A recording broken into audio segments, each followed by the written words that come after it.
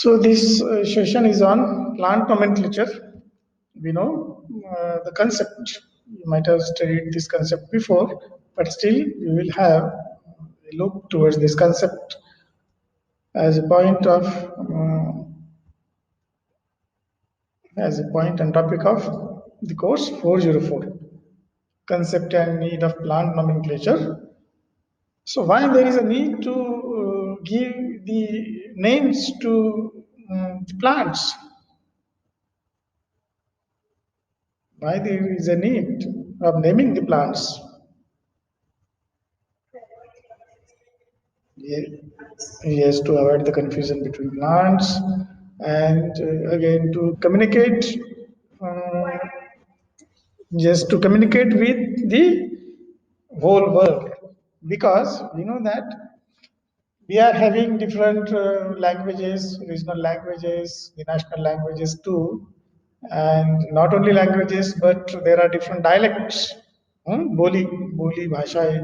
So we are having different languages and different dialects which have different names for the different plants.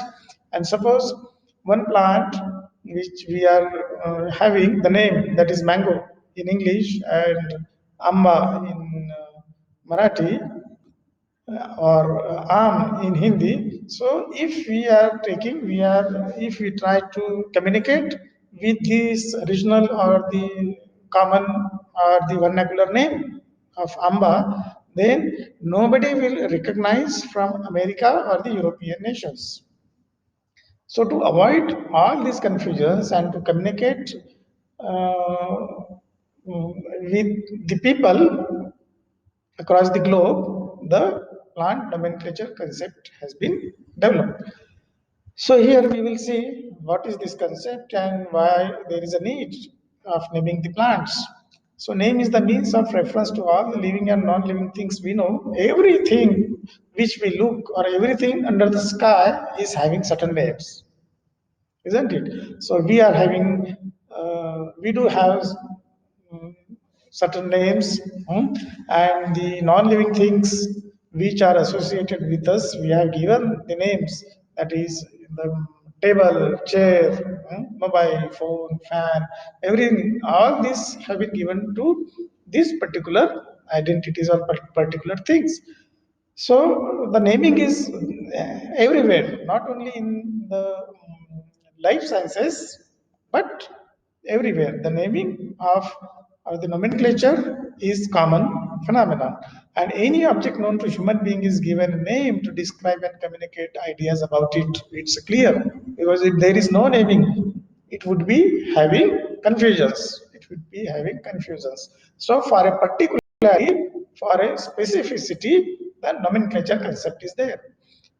The name may be different in different languages and at different places, because if we are using, if we are giving certain names in this particular region, Marathwada, but the same name may be different in Konkan, and the same name may be different in Vidarbha, or the name may be different in the northern and southern states of India. So this will create a problem. The art of naming the object is known as nomenclature. So it's a simple definition. That is an art of naming the things or objects. And when it comes to naming of plants, it is called botanical nomenclature or the plant nomenclature. So here technically we will go that how the botanical nomenclature has been started. Thus, plant nomenclature again may be defined simply in terms of system of naming of plants, or it is an act of assigning certain names to the plants. So that is giving the names. We are assigning certain names because in our houses, if there is a baby born, a baby on 12th day or within a month, we used to give him a name. Likewise, in the life sciences or in the field of botany, whenever there is the occurrence or report of a new plant, that plant has to be named. That plant has to be named. The name which will be recognized by the whole world that has to be given. So that is a specific. And the name can be given by using certain rules. We will see what are those. The nomenclature at a large can also be defined as the process of naming plants based on an international rules proposed by botanists to ensure a stable and universal uniform system which is called as botanical nomenclature. So this is a definition in depth, because the previous two definitions are too simple. That is the naming of plants or assigning of names to the plants. But the plant nomenclature or a botanical nomenclature is the act, or is it is a process which is followed by using certain rules and recommendations, because we cannot give um, a name to plants which will not accordance with the rules set by the committee, set by the botanist in the various meetings. So this has to be followed with certain rules.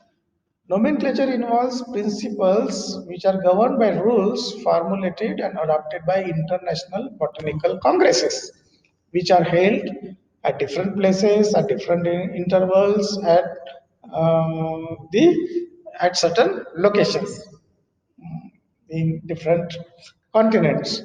So, not the year by year, but with the gap of 5 to 6 years, the congresses, the meets are held for discussion, and the result of discussions are framed in the form of rules. And these rules are circulated among all the botanists, all the research institutes, all the authors and academicians, so that it will be a uniformity in plant nomenclature process or plant nomenclature systems. So these meets which are held, which are organized somewhere in the world, these meets are generally called as international botanical congresses. So IBC, this held the meet. Uh, So we will move furthermore. That is the rules which are developed by this IBC, International Botanical Congresses. IBC are listed formally in a code which is called as International Code of Botanical Nomenclature, because many times we do use a word, we do use this uh, abbreviation ICBN. So ICBN stands for International Code for Botanical Nomenclature. What is this code? Code means a set of rules. Code means here a set of rules which have been devised by the inclusion of the botanist from the globe.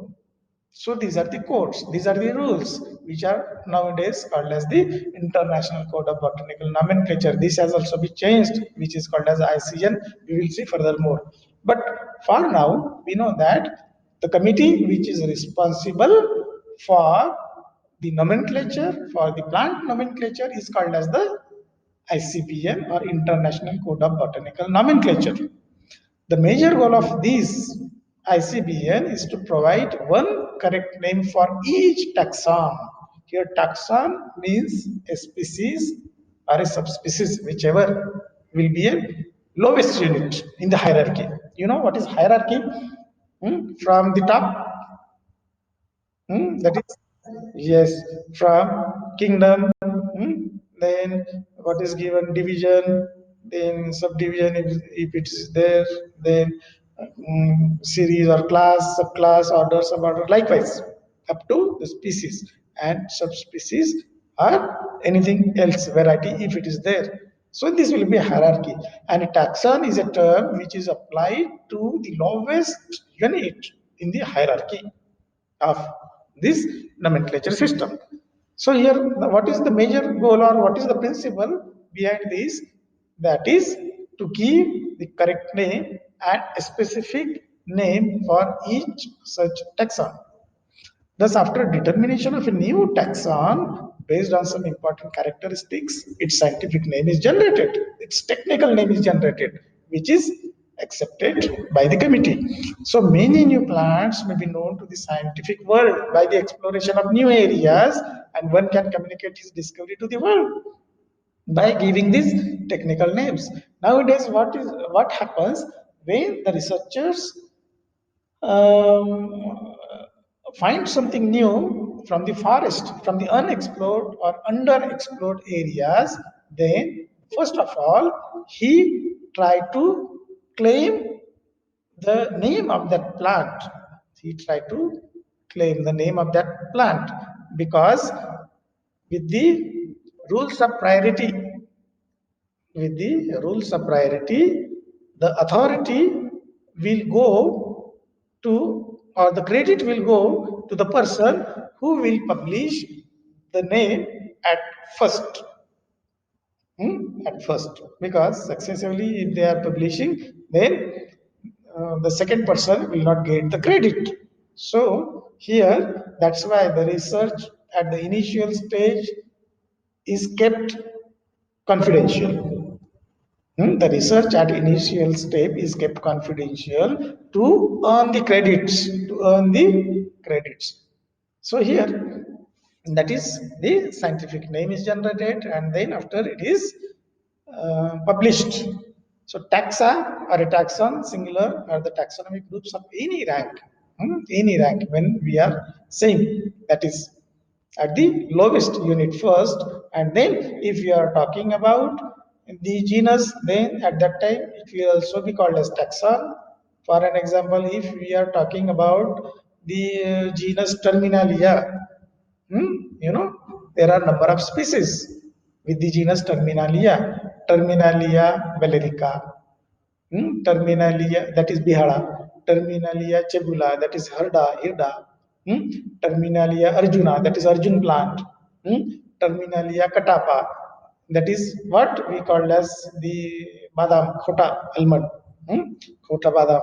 Likewise, there are numerous names. And the same thing can be again be taken with the family order likewise. So taxonomy group of any rank, and the ascending hierarchy of taxa includes species, genus, family, order, class, division, kingdom, etc. So from time to time we will see what is it. And simply a person who is engaged in assigning or giving the names to these plants, that person is called as taxonomist or the nomenclaturist, because we can call the person as a botanist, simply. But botanist is a term which is having the wide angle, which is having wide in its use. So we can scale down, that is algologist, mycologist, taxonomist. Likewise, the terms can be given. And here, the person who is busy, the person who is engaged, the person who assigns the names to the taxa is called as the taxonomist or the nomenclaturist. And dear students, nowadays there are only few taxonomists who are working actually in the field, and in uh, next few years, or next few decades, there will be only few persons which can be counted on the fingertips will be present in as a taxonomist, or will working as a in the field to identify the plants, because nobody wants nowadays to go in the field. Everybody wants to everybody want to do their research, do their research in the practical based or in the laboratory based. Nobody wants to explore the fields. That's why the taxonomists are the rare species. Taxonomists are the rare species. So you can choose this field to. Let's move furthermore. Now common names and scientific names. We were talking about the scientific names till now. Now common names. So common name is also called as a vernacular name because it's been used in the different pattern depending on the language or the dialect. Because you know what are dialects? Languages you know that we can write and read, but for dialects there is no script at all. Hmm? There is no script at all. For an example, um, one tribe is there that is called Bhil or Gond. They used to speak Gondi, hmm? Isn't it? Banjara, hmm? Isn't it? So they do not have the scripts. They are only the dialects. Likewise, uh, there are existence of vernacular names to the plants. Even when we move to the tribal areas of Maharashtra, then we will find difficult to get their names or get the names in their language or in their dialects. Because I have an experience to explore the forests of Gadchiroli district. I was working there for a few years. So it was very difficult to get the Marathi names for the trees which were there in those areas. So common or vernacular names are made up of words from the native language of the country or the region, and these names may vary in different countries as well as different regions of the same country, so there is no any international uniformity in the names. But scientific names which are based on Latin language have international uniformity, and by the name of Saccharum officinarum, all the botanists across the globe, across the world would understand that it is a sugarcane. And we can and if we are working on the advancement of the sugarcane, if we are working, if somebody is working on the aspect of this, that is the aspects of saccharum to improve the quality of sugarcane, then we can reach to the world with the use of this name, Saccharum officinarum. Or what it is called in Marathi? Oos. So by naming simply the oos, we cannot reach to the globe. But by taking this technical name, Saccharum, we can reach to the world. That's why taking scientific or technical names are essential. And here the botanical names are Latinized because many times we do or we come across the words which are very uncommon, which are not common to us. For an example, Sakaram. Hmm? So it's something different. So here, dear students, the botanical names botanicals are Latinized because it is said that Latin is a dead language, so the meanings of words do not change in the same way as those for the living languages like Marathi, Hindi, English, isn't it? So, if we have given the name to the newly discovered or newly reported plant, then that name will be final name. That name will not be changed. And if the authority change that name, if the authority changes the name of that particular plant, then that name will be again in accordance with the Latin and not with any other languages. And here botanical Latin is very descriptive in nature with many terms for shape, texture and color. So it is somewhat descriptive, and from the name itself we can get an idea, of its shape, of its size, of its nature, or of its geographical location too. For an example, Mangifera indica denotes the geographical location, isn't it? In other words, in life sciences, it is called place of origin, source of origin, likewise. So we can get an idea of that particular plant or particular name from this Latinized word. Latin does not inspire. Again, see, Latin does not inspire the political jealousies that might emerge if botanists were to convert to say in English or in Spanish. If we try to name the plant in English or in Spanish or in Hindi or in Sanskrit, or in Marathi, so it will be very difficult, you know. Still, India is a republic of states. Hmm? It's a union of states. It is called union of states, and we do have official language Marathi in our state. Our neighbor state Karnataka, it is having the language Kannadi. So, and there is one place which um, is present on the borders, that is city or the area which is present on the borders of Karnataka and Maharashtra. Do you remember? It's a Belgaum. Belgaum, it is called Belgaum. You know, so what the political people are doing, so I'm not leaning to any of the parties because I'm an academician. So, but still, for understanding, and the concept. So some people are saying that the Belgaum should be a part of Maharashtra, and other parties saying that, or other peoples are saying that that should be a part of Karnataka on the basis of language only. On the basis of language only, you see. So these type of jealousies may appear, but in the botanical names, in the botanical nomenclature, there is no such inspiration given to the people of any kind. That's why the names are Latinized and they are used. Got it?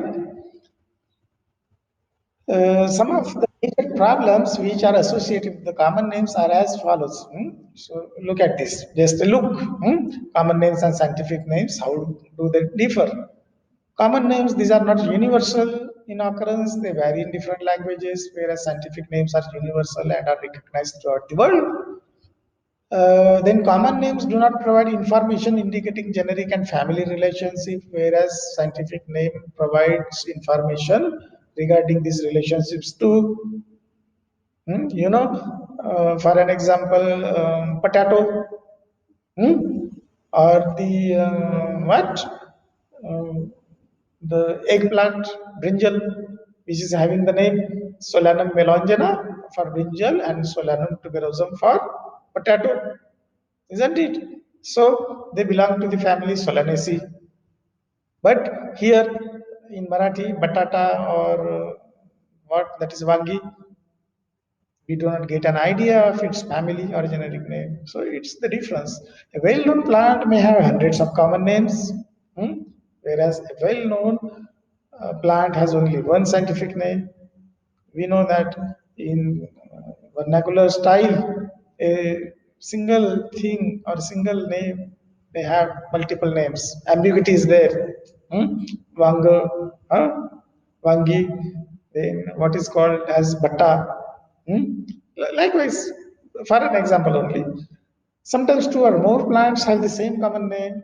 Here again, two or more plants in other case do not have the scientific names because a single plant, two plants do not have the same common name. They have the different names. Many species do not have any common names. It's a fact. Whereas scientific names are given for every small species too. Because in Marathi, we call the grasses as gavat. In Hindi, that is ghas. But in scientific name, if we have to deal, then there are number of names for these grasses. It's a very difficult task to go with the poesy. It's a very difficult task to go with the poesy due to the presence of the small flowers in the family. Now, the concept of binomial nomenclature, we know binomial nomenclature because in last lecture, In 403 course, we also dealt with this concept, binomial nomenclature. Bi means two and nomi, uh, that is name, nominal name. So before the mid of 18th century, botanical nomenclature or botanical names were long and descriptive, which were called as polynomial names. And here is an example for Sida acuta. So this is one Chicta, which is called. So here Sida acuta, which was having a name as Althea coromandelina angustis prolongis foliis semin bicorneo. So it was a, there were how many? One, two, three, four, five, six, seven. There were seven words which were given to the single plant, Sida acuta, though it was very descriptive, but very confusing. We cannot follow this long sentence. Althea coromandelina angustis prolongis follis semen bicorneo. So instead, binomial nomenclature, we do have only two words. Hmm? Two words. So Sida acuta. So it's very easy to understand and very easy to follow. Similarly, Strychnos nux vomica, this is another plant which was having the name Strychnos follis ovalis called inami as a Latin name. So it was very difficult, dear students, and that's why binomial nomenclature was a good thing, which was given by which was given. Yes, Linnaeus. Huh? We will see. We will see. There is a small fun in that concept. Similar type of naming is available in the earlier works of Linnaeus. Now see, dear students, though we know that Linnaeus gave or Linnaeus proposed the concept of binomial nomenclature, isn't it? But he was also used to follow the polynomial system of nomenclature in his initial work. But afterwards, he switched onto the binomial nomenclature due to the difficulty. So, what the polynomial system was including the polynomial system was serving as a label and the diagnosis of taxa. That is a label, name, and the label means here name and diagnosis of the taxa. Diagnosis means a short description. So that name itself was having a short description. Likewise, the name of Sida acuta, Althea coromandelina angustis, likewise, isn't it? So it was a descriptive, but due to the contradictory aspects, Linnaeus separated these two things, labels and diagnosis, differently. So only naming and the descriptions as a different thing. And according, so we are going to the Carlos Linnaeus now. And according to the review, which was carried, review, that is a detailed study or a detailed gathering of the data. That is called review. If I ask someone of you to get a review on the get a review on the today's pandemic situation, that is corona. So what you will be doing here, that is you will be collecting the data from the available sources, and you will give a report which will be called as a review. So it is a detailed study or detailed collection of a data. So according to the review work by Short, which was published with the title Origin and Evolution of the Binomial System of Nomenclature in Botany. So he studied and he reported with this title that Caspar Bauwin devised a plan of adopting two names for each plant and was the first to implement the binomial system. So look at this. So before Linnaeus time, because Linnaeus time was the 18th century, and Caspar Baum was of 16th and 17th century. So he worked in those years, and he, for the first time, devised a plan of binomial nomenclature. But he was not consistent in its use, and he did not published much things with the binomial names or your binomial nomenclature. But still, he devised the system.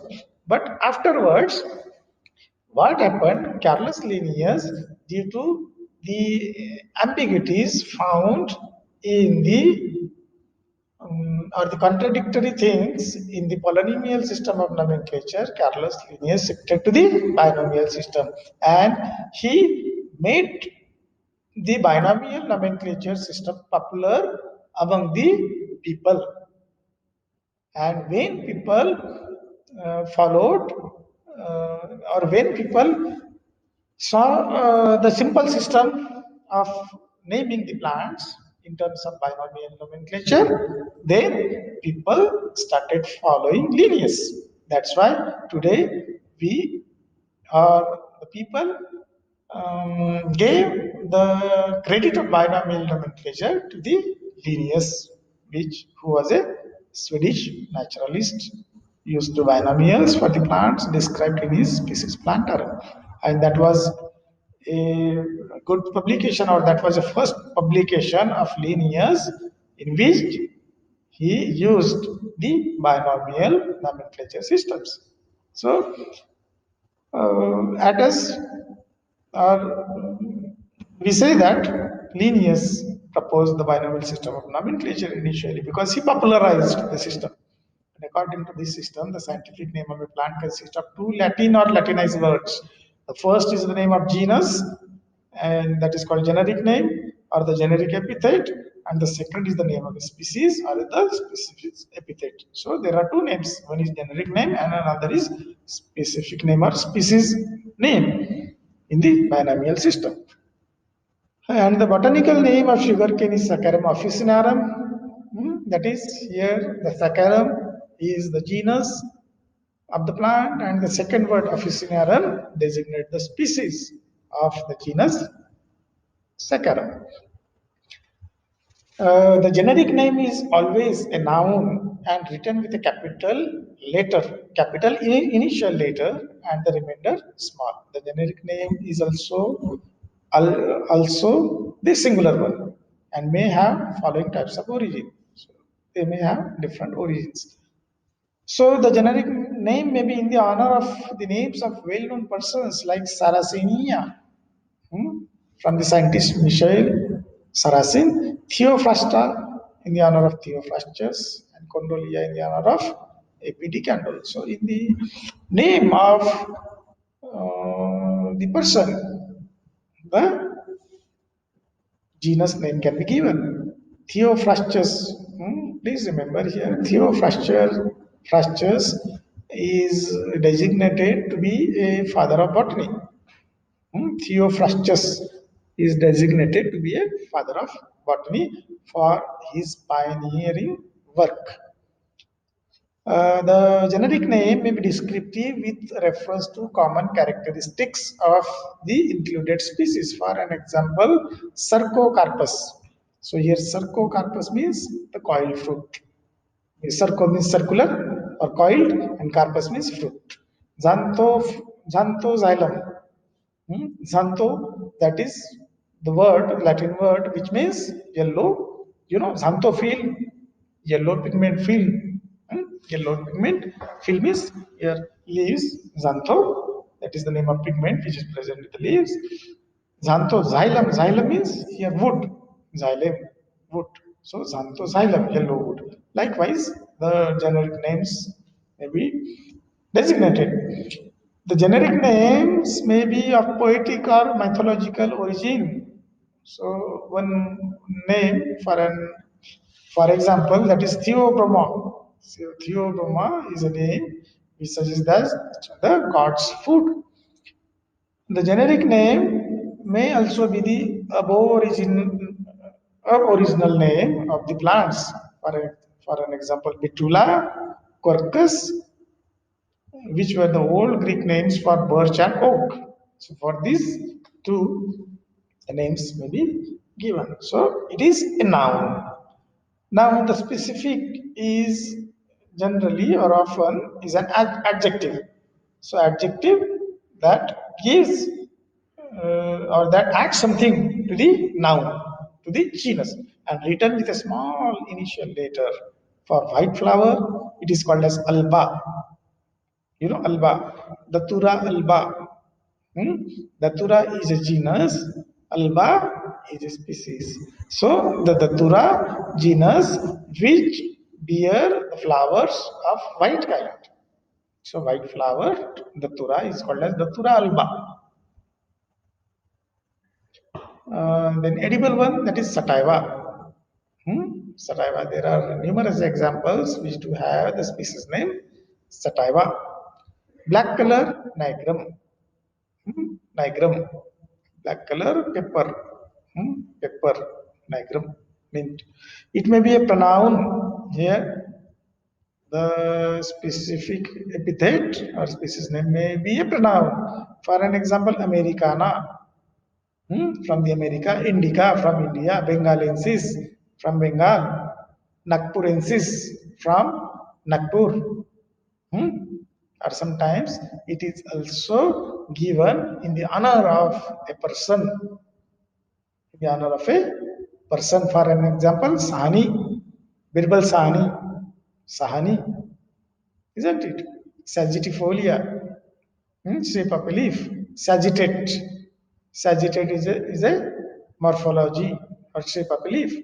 Likewise, the specific epithet can be generated. That is maybe in the honor of a person, maybe derived from a geographical location, isn't it? May originate from an old common name, may be derived from some characteristics of the plant, or may also be named arbitrarily. That means we can name differently, but all these names should be Latinized. All these names should be Latinized. Here, third, we are seeing in binomial nomenclature there are two names. For an example, mango, Mangifera indica. For an example, the khair plant, Acacia catechu, Acacia nilotica, and here for the apples, Pyrus malus or Malus alba. So Malus is a species which is given the name, which is replaced with the Pyrus malus. But initially Pyrus malus apple is incomplete without the name of its author. The complete name is Pyrus malus, and here L is the authority author, where L is abbreviations for Linnaeus, because Linnaeus has to be given the credit for naming this particular plant, isn't it? So many times when we look at the names, botanical names, without the authority are supposed to be taken as incomplete names. Pyrus malus will be incomplete without Linnaeus name. So the Linnaeus name or here author's name is not written completely. Many times it is abbreviated. So here L, and in by other authors, this Linnaeus may also be abbreviated as Lin, L-I-N-N, Lin. So we can also observe such differences there. The citation of authors' names gives the validity for publication of a taxon. So it's required. It's the if and only if condition is there, that is required. Authority is required, or that gives the credit and the validity to the taxon. Now, binomial system of nomenclature is having certain advantages, and here that is more definite and precise than the common names. More definite and precise, those cannot be changed because they are derived from Greek or Latin origin, since these languages are internationally known by scholars. And in the 16th, 17th century, most of the um, science introducers or the researchers were from the Greek area too. So this was again another point of view. The binomials here, this frequently shows small description of the plants that is there. The binomials indicate the systematic relationships so that the taxonomist can find their original and subsequent descriptions too. So this is what with the binomial nomenclature advantages. So we want to stop here, but let us have one more thing in accordance with this. We will not go into details, but formation of a code, that is code. Please do remember the term I have also given here, that is International Code of Botanical Nomenclature. What is international code? International means universally accepted here. Code, that is the rules, that is the frame of rules, or the rules, or the set of rules hmm, which are proposed for the nomenclature of the plants, botanical nomenclature. So formation of a code. So at the middle of 18th century, plant names were generally polynomial, consisting of several words in a series. We have seen, and Linnaeus then proposed the system of classification, that is the Philosophia Botanica publication, and then the people started following Linnaeus. Then after in 1813, A.P. de Candolle, it's again a famous personality, A.P. de Candolle proposed details of the rules regarding plant nomenclature in his book, that is in his publication, Theorie élémentaire de la botanique. It's a French. It's a French, but he published or proposed certain rules. Before that, before that, no particular rules for naming the plants was there. Though Carl Linnaeus proposed the binomial system of nomenclature, still up to that time there was not a rule defined or proposed to name the plants. But he was first A.P. de Candolle and his son Alphonse de Candolle.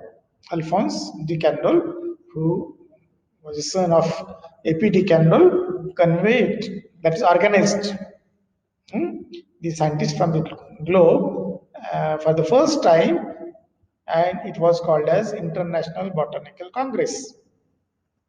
And the first congress or first meet of world's botanists was held hmm, uh, at Paris in 1867 by Alphonse de Candolle, and that time they presented a new set of rules. And these excellent rules of plant nomenclature, most of which were proposed by Alphonse de Candolle, were known as the Candolle Rules of Nomenclature, Plant Nomenclature, or Paris Code for Plant Nomenclature. And these rules were subsequently known as International Code of Botanical Nomenclature. So the initiative measures for naming the plants uh, with certain framework, with certain rules was initiated by Alphonse de Candolle. And today also there is an essence of the rules which were proposed by Alphonse de Candolle in the mid of 19th century. So Alphonse de Candolle should also be remembered for giving the rigidity, or giving a structure, or giving a framework for naming the plants. And the Congress who accept these rules suggested and proposed by Alphonse de Candolle, now it is called as International Code of Botanical Nomenclature. So next time we will see the codes from the different codes which have been proposed, which have been accepted by the International Botanical Congresses, IBCs, International Botanical Congresses. The first code was Paris Code. You will see in the next time.